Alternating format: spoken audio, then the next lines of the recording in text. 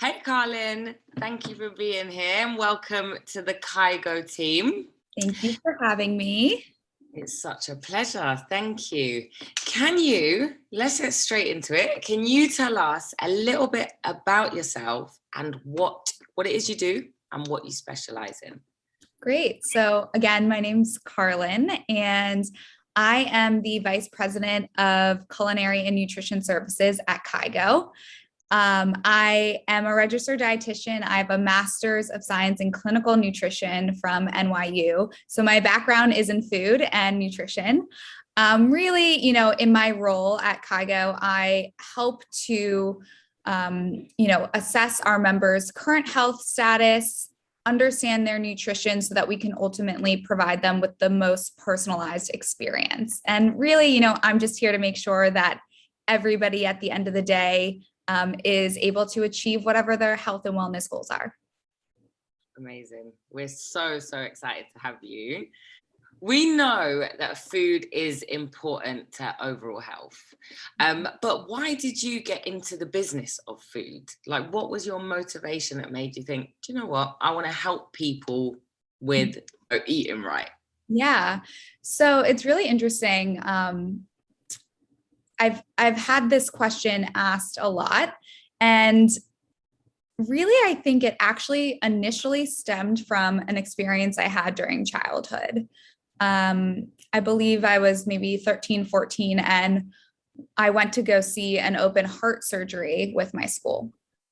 And it was a quadruple bypass. The man was extremely obese, but fairly young, in his mid-40s. And the doctor spent a really extensive amount of time explaining to us why this man at such a relatively young age was having such an invasive and intense surgery. And it was really the first time I understood the connection between our diet and our health. And that, I think, just really, triggered this desire and this passion to help people, change their life for the better through food. As I previously mentioned, I got my master's in nutrition. And after working in the field for a number of years, I really started to see that, I could tell people how to eat and what to do, but there was this disconnect between understanding and having a knowledge of how to eat and actually implementing it in their life. So this was really what I was initially so excited about when I joined Kaigo, was the fact that I would really be able to kind of finally bridge the gap between, again, understanding how to eat and really implementing it in, your daily life. So I'm just so excited to be able to help people really see true change and progress. And also it's like going full circle, because then they get the food and they actually get it. So exactly. It's not you just hoping for the best when they're gone. Right, exactly. I love that. You've mentioned how, hearing and understanding about, the fact that our food is so important when it comes to our overall health. And people do talk a lot about, food is medicine. Mm-hmm. But away from, your initial motivation, that kind of childhood moment where you thought, you know what, this is something I want to fully understand and help people to implement. Away from that, what does food as medicine actually mean to you? Mm-hmm. Yeah, I mean, I definitely think this is somewhat an overused statement, but at the end of the day, we are what we eat. And, something that I try to explain to a lot of my clients is that at the end of the day, food is fuel, right? So we make choices on a daily basis about what we're putting in our body. And I want you to think of your favorite sports car. Okay. I'm thinking of a Porsche. Let's say you're driving your Porsche and you realize that you're low on gas. You're not just going to pull over to the gas station and put in the lowest grade oil because it's the cheapest option, right? Because that's not the right fuel for the car. But we do that all the time with our body, right? We choose foods that are easy, cheap, the most bang for your buck, fast and One get convenient. one free burgers. But yeah, but it might not always be what our body actually needs. And when we learn to put in the right input, the right fuel, the right nutrition, that's when we get the best health output. And there's actually a term for the use of food in terms of prevention of certain diseases or management of certain diseases, and it's called medical nutrition therapy. And this is the evidence-based approach to treating chronic conditions through food, essentially. So it is very clinical, and there's a ton of research to really support how, with different conditions and disease states, different nutrients are important. You know, think of cholesterol, for example. If you have high cholesterol and you're, you know, constantly eating junk food and fried food and saturated fats, your cholesterol is just going to go up and up and up. But if we add in fiber through fruits and vegetables, whole grains, legumes, we replace those saturated fats with unsaturated, monounsaturated fats like avocado and olive oil and the omega-3 anti-inflammatory fats from salmon, we see our cholesterol levels decrease. Diabetes, another great example. You know, if you have type 2 diabetes and you're constantly eating sugary foods, your blood sugar is going to obviously increase. And we're going to, see an elevated A1C, which, leads to other types of chronic conditions as well. However, with diabetes, if we are able to create a tailored approach that lowers the glycemic load of the person's meals, generally, I would say more of a lower carbohydrate diet, we tend to see that they have less of that, elevated blood sugar, less of that subsequent insulin response, and their A1C and all of the other metrics that we're kind of looking towards, weight, things like that, tend to decrease. Wow, it's so interesting.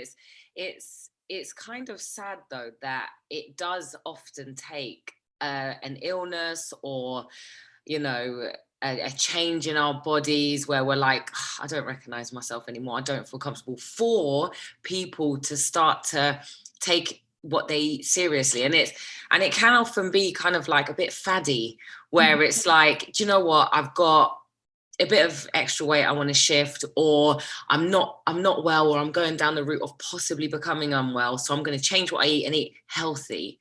But a lot of the time, and I know in my own personal experience and in with people that I know, it's hard to keep these things up. And I think the way that you've just explained it helps a lot, because when we know why eating these things, not just eating healthier, swapping chips for salad, swapping fizzy drink for water, people just know what to do, but they don't actually know why they're doing it. They just know that, it's just, I'll do that.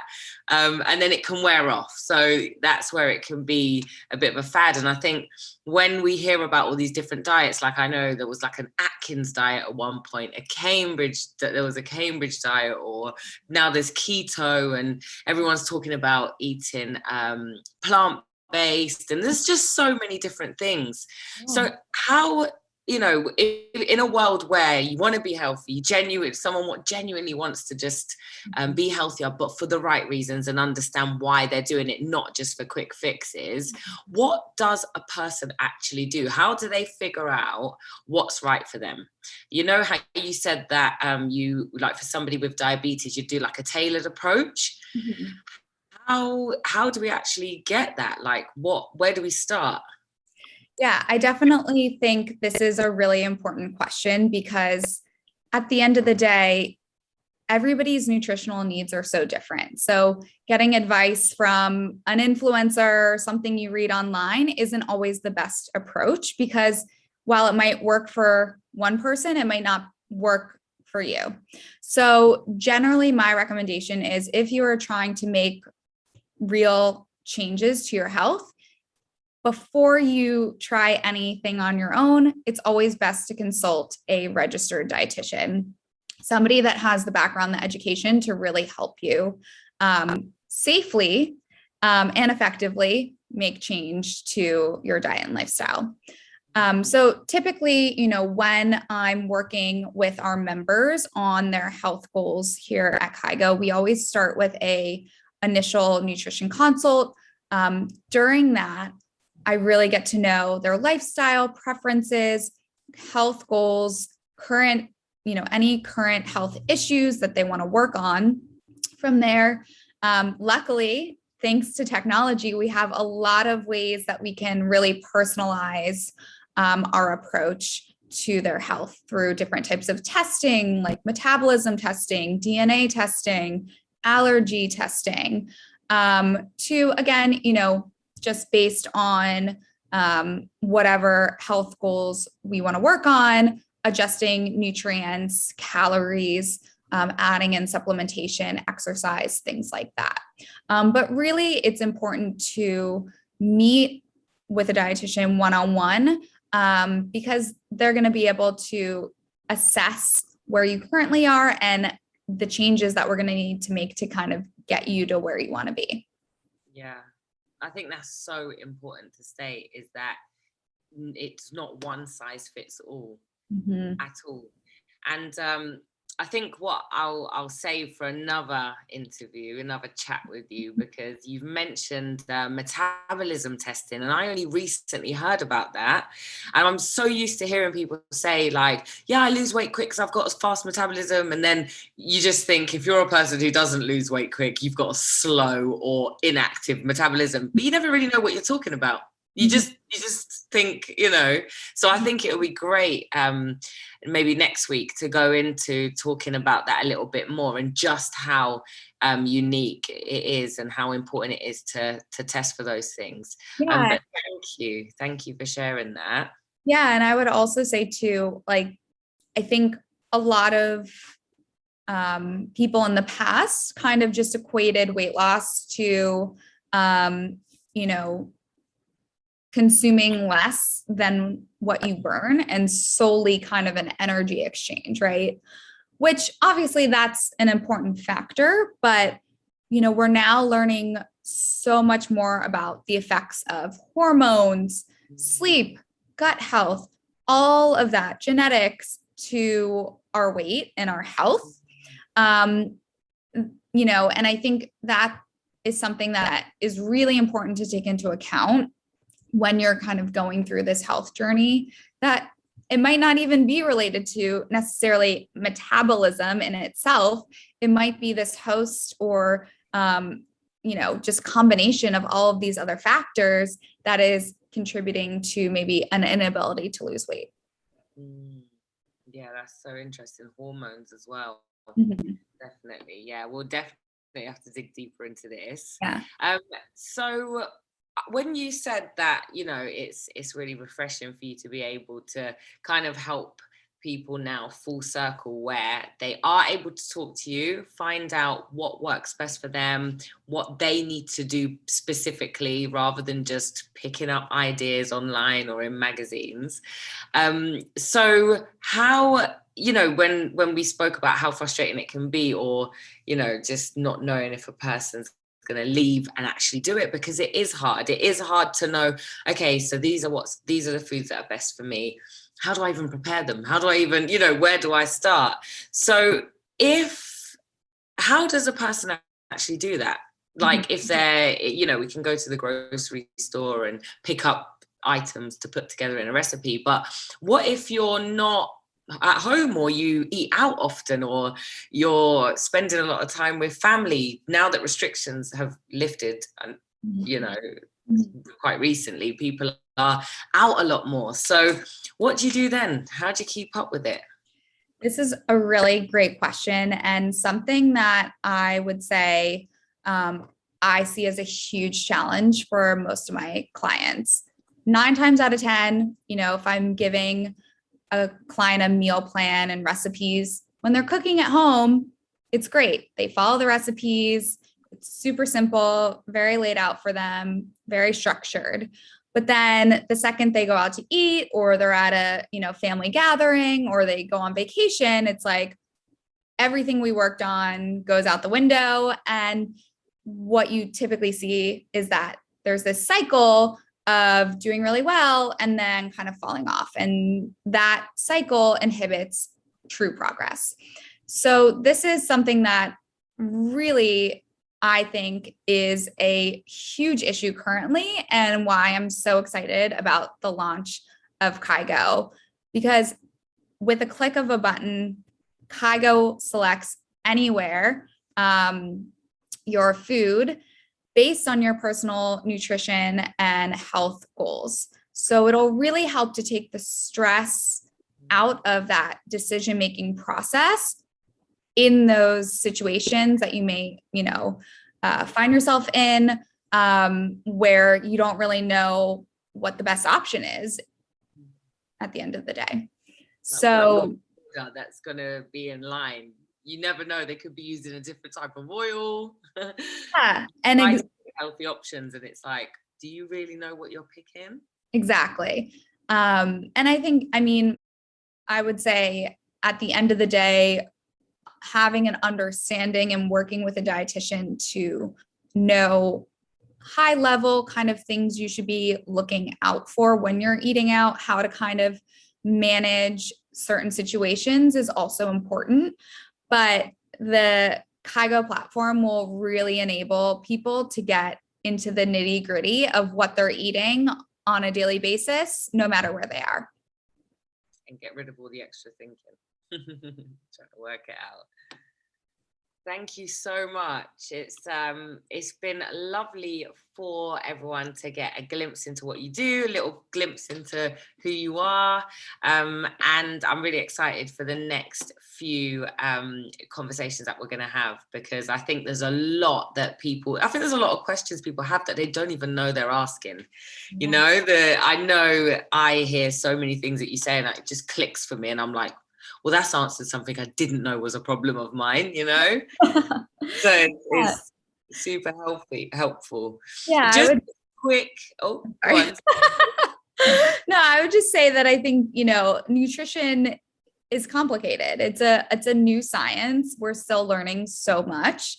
And really having somebody like me who understands the science and is trained from more of a clinical perspective is really helpful, just as a resource for people to voice questions and know that they're getting reliable information.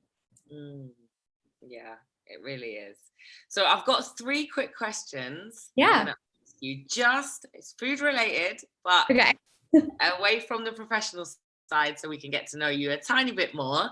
Yeah. Quick fire questions. Okay. So first of all, if you were on a desert island that you were going to survive, but you had to stay there for a whole year and you had to have the same meal every day, what would it be?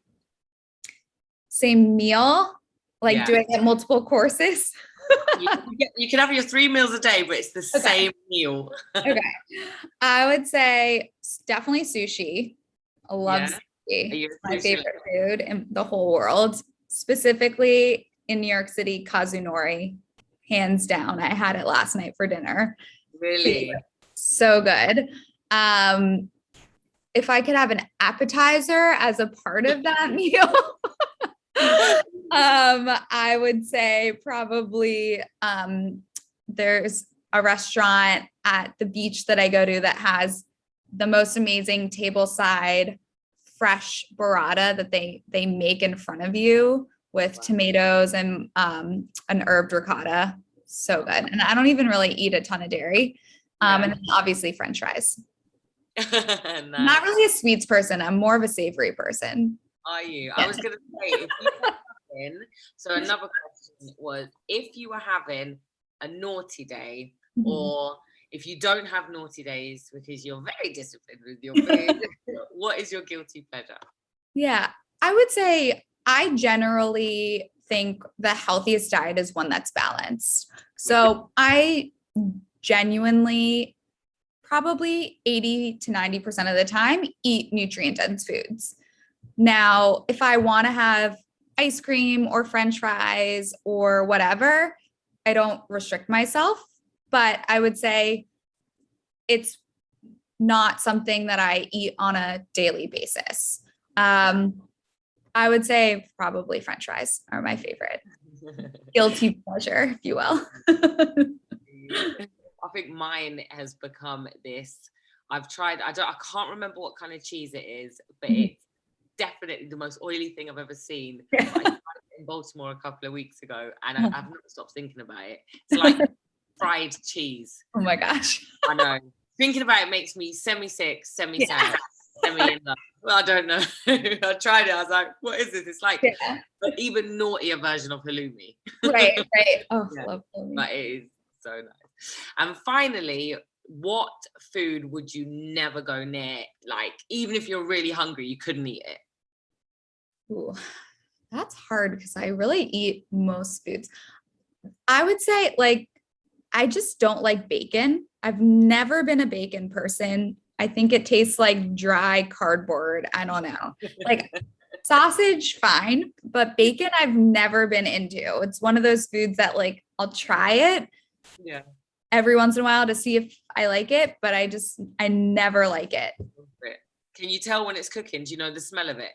Yeah, the smell doesn't bother me. I just don't like the taste. It just tastes like burnt nothing. I don't know. I hear you. I'm not a massive bacon fan myself. Yeah. Thank you. Thank you for sharing some of your own food preferences with us. Yeah.